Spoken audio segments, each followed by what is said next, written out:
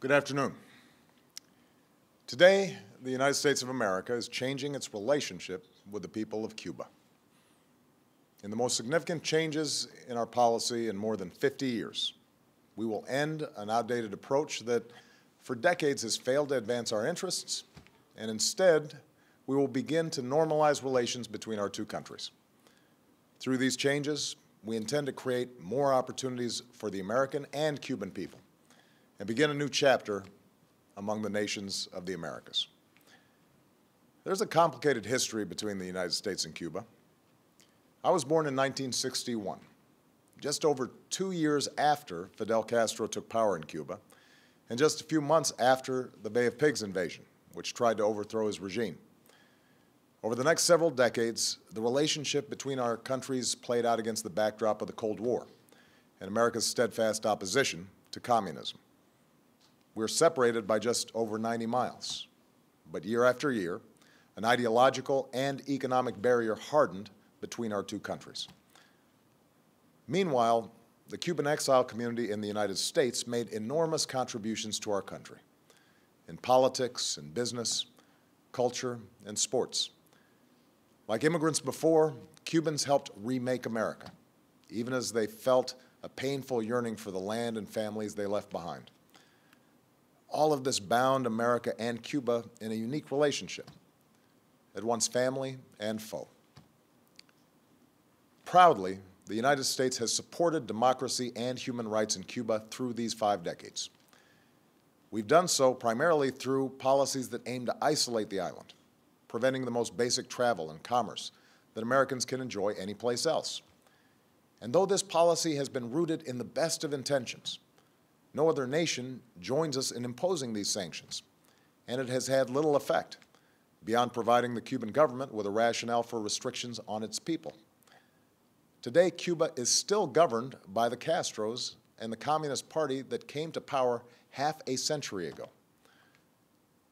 Neither the American nor Cuban people are well served by a rigid policy that's rooted in events that took place before most of us were born. Consider that for more than 35 years, we've had relations with China, a far larger country also governed by a Communist Party. Nearly 2 decades ago, we reestablished relations with Vietnam, where we fought a war that claimed more Americans than any Cold War confrontation. That's why, when I came into office, I promised to re-examine our Cuba policy. As a start, we lifted restrictions for Cuban Americans to travel and send remittances to their families in Cuba. These changes, once controversial, now seem obvious. Cuban Americans have been reunited with their families and are the best possible ambassadors for our values. And through these exchanges, a younger generation of Cuban Americans has increasingly questioned an approach that does more to keep Cuba closed off from an interconnected world. While I've been prepared to take additional steps for some time, a major obstacle stood in our way: the wrongful imprisonment in Cuba of a U.S. citizen and USAID subcontractor, Alan Gross, for 5 years. Over many months, my administration has held discussions with the Cuban government about Alan's case and other aspects of our relationship.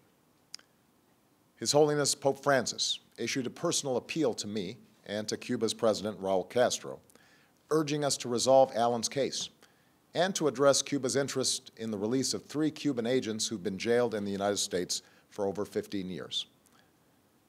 Today, Alan returned home, reunited with his family at long last.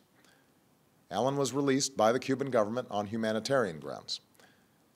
Separately, in exchange for the 3 Cuban agents, Cuba today released one of the most important intelligence agents that the United States has ever had in Cuba, and who has been imprisoned for nearly 2 decades. This man, whose sacrifice has been known to only a few, provided America with the information that allowed us to arrest the network of Cuban agents that included the men transferred to Cuba today, as well as other spies in the United States. This man is now safely on our shores. Having recovered these 2 men who sacrificed for our country, I'm now taking steps to place the interests of the people of both countries at the heart of our policy.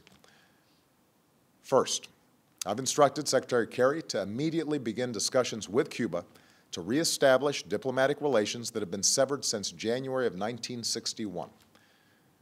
Going forward, the United States will reestablish an embassy in Havana, and high-ranking officials will visit Cuba. Where we can advance shared interests, we will, on issues like health, migration, counterterrorism, drug trafficking, and disaster response. Indeed, we've seen the benefits of cooperation between our countries before. It was a Cuban, Carlos Finlay, who discovered that mosquitoes carry yellow fever. His work helped Walter Reed fight it. Cuba has sent hundreds of healthcare workers to Africa to fight Ebola, and I believe American and Cuban healthcare workers should work side by side to stop the spread of this deadly disease. Now, where we disagree, we will raise those differences directly, as we will continue to do on issues related to democracy and human rights in Cuba. But I believe that we can do more to support the Cuban people and promote our values through engagement. After all, these 50 years have shown that isolation has not worked. It's time for a new approach. Second, I've instructed Secretary Kerry to review Cuba's designation as a state sponsor of terrorism. This review will be guided by the facts and the law. Terrorism has changed in the last several decades. At a time when we are focused on threats from al-Qaeda to ISIL, a nation that meets our conditions and renounces the use of terrorism should not face this sanction. Third, we are taking steps to increase travel, commerce, and the flow of information to and from Cuba. This is fundamentally about freedom and openness, and also expresses my belief in the power of people-to-people engagement. With the changes I'm announcing today, it will be easier for Americans to travel to Cuba, and Americans will be able to use American credit and debit cards on the island. Nobody represents America's values better than the American people, and I believe this contact will ultimately do more to empower the Cuban people. I also believe that more resources should be able to reach the Cuban people, so we're significantly increasing the amount of money that can be sent to Cuba and removing limits on remittances that support humanitarian projects, the Cuban people, and the emerging Cuban private sector. I believe that American businesses should not be put at a disadvantage, and that increased commerce is good for Americans and for Cubans. So we will facilitate authorized transactions between the United States and Cuba. U.S. financial institutions will be allowed to open accounts at Cuban financial institutions, and it will be easier for U.S. exporters to sell goods in Cuba.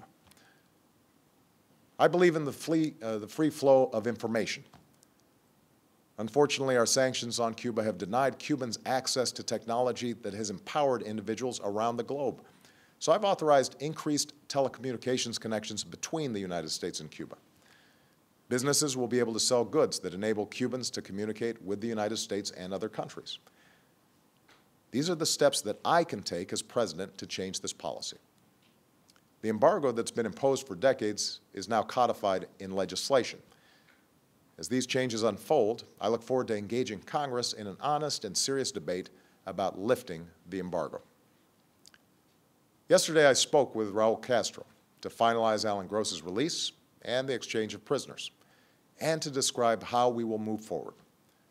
I made clear my strong belief that Cuban society is constrained by restrictions on its citizens. In addition to the return of Alan Gross and the release of our intelligence agent, we welcome Cuba's decision to release a substantial number of prisoners whose cases were directly raised with the Cuban government by my team. We welcome Cuba's decision to provide more access to the Internet for its citizens and to continue increasing engagement with international institutions like the United Nations and the International Committee of the Red Cross that promote universal values. But I'm under no illusion about the continued barriers to freedom that remain for ordinary Cubans. The United States believes that no Cuban should face harassment or arrest or beatings simply because they're exercising a universal right to have their voices heard. And we will continue to support civil society there. While Cuba has made reforms to gradually open up its economy, we continue to believe that Cuban workers should be free to form unions, just as their citizens should be free to participate in the political process. Moreover, given Cuba's history, I expect it will continue to pursue foreign policies that will at times be sharply at odds with American interests. I do not expect the changes I'm announcing today to bring about a transformation of Cuban society overnight, but I am convinced that through a policy of engagement, we can more effectively stand up for our values and help the Cuban people help themselves as they move into the 21st century. To those who oppose the steps I'm announcing today, let me say that I respect your passion and share your commitment to liberty and democracy. The question is how we uphold that commitment. I do not believe we can keep doing the same thing for over 5 decades and expect a different result. Moreover, it does not serve America's interests or the Cuban people to try to push Cuba towards collapse. Even if that worked, and it hasn't for 50 years, we know from hard-earned experience that countries are more likely to enjoy lasting transformation if their people are not subjected to chaos. We are calling on Cuba to unleash the potential of 11 million Cubans by ending unnecessary restrictions on their political, social, and economic activities. In that spirit, we should not allow U.S. sanctions to add to the burden of Cuban citizens that we seek to help. To the Cuban people, America extends a hand of friendship. Some of you have looked to us as a source of hope, and we will continue to shine a light of freedom. Others have seen us as a former colonizer, intent on controlling your future. Jose Marti once said, "Liberty is the right of every man to be honest." Today, I'm being honest with you. We can never erase the history between us, but we believe that you should be empowered to live with dignity and self-determination. Cubans have a saying about daily life. No es fácil. It's not easy. Today, the United States wants to be a partner in making the lives of ordinary Cubans a little bit easier, more free, more prosperous. To those who have supported these measures, I thank you for being partners in our efforts. In particular, I want to thank His Holiness Pope Francis, whose moral example shows us the importance of pursuing the world as it should be, rather than simply settling for the world as it is. The Government of Canada, which hosted our discussions with the Cuban government, and a bipartisan group of congressmen who've worked tirelessly for Alan Gross's release and for a new approach to advancing our interests and values in Cuba. Finally, our shift in policy towards Cuba comes at a moment of renewed leadership in the Americas. This April, we are prepared to have Cuba join the other nations of the hemisphere at the Summit of the Americas. But we will insist that civil society join us so that citizens, not just leaders, are shaping our future. And I call on all my fellow leaders to give meaning to the commitment to democracy and human rights at the heart of the Inter-American Charter. Let us leave behind the legacy of both colonization and communism, the tyranny of drug cartels, dictators, and sham elections. A future of greater peace, security, and democratic development is possible if we work together, not to maintain power, not to secure vested interests, but instead to advance the dreams of our citizens. My fellow Americans, the city of Miami is only 200 miles or so from Havana. Countless thousands of Cubans have come to Miami on planes and makeshift rafts, some with little but the shirt on their back and hope in their hearts. Today, Miami is often referred to as the capital of Latin America, but it is also a profoundly American city, a place that reminds us that ideals matter more than the color of our skin or the circumstances of our birth, a demonstration of what the Cuban people can achieve and the openness of the United States to our family to the south. Todos somos Americanos. Change is hard in our own lives and in the lives of nations.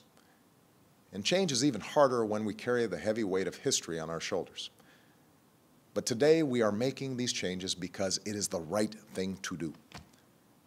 Today America chooses to cut loose the shackles of the past so as to reach for a better future for the Cuban people, for the American people, for our entire hemisphere, and for the world. Thank you. God bless you, and God bless the United States of America.